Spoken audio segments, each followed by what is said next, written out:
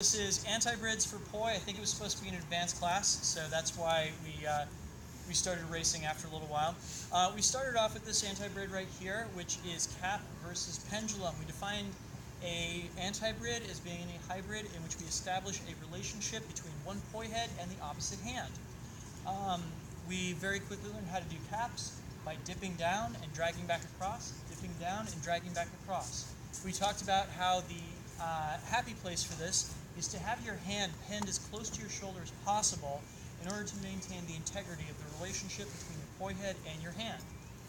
We then talked about how you can transition this into a triquetra versus static by taking that bottom pedal of the cap and bringing your hand up across the top for the second part of it, turning it into a downwards pointing triquetra, which winds up looking like this.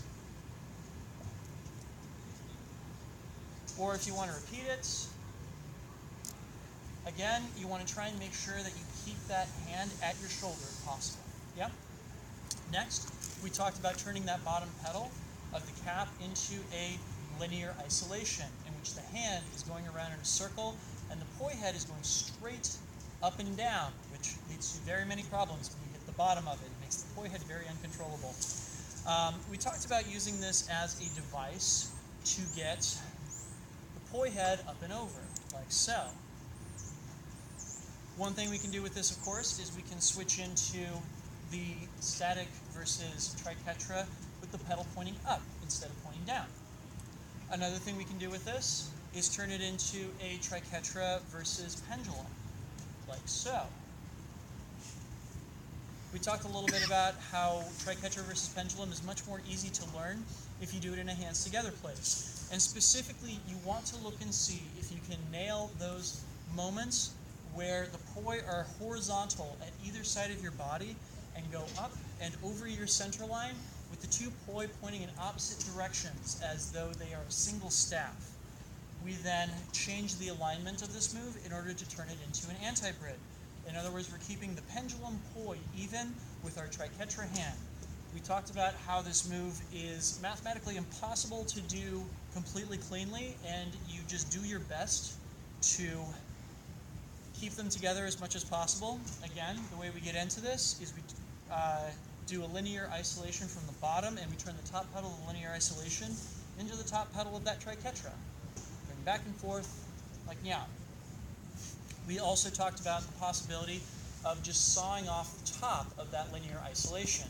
Rather than having it go up above our hands, we can instead turn it into a point isolation by just not letting it get above the hand, having the hand go above it.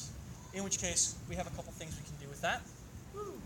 We can do a pendulum versus point isolation, or we can do a static spin versus point isolation, like so.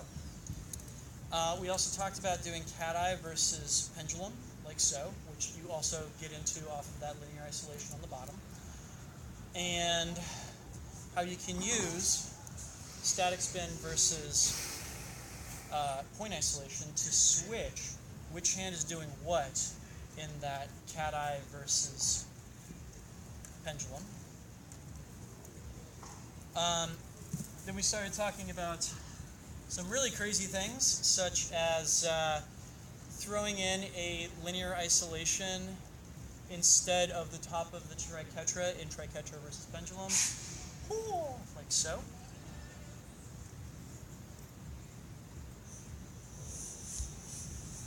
And then gravity stopped dogs and cats living together. We played around with horizontal cat-eye versus isolation,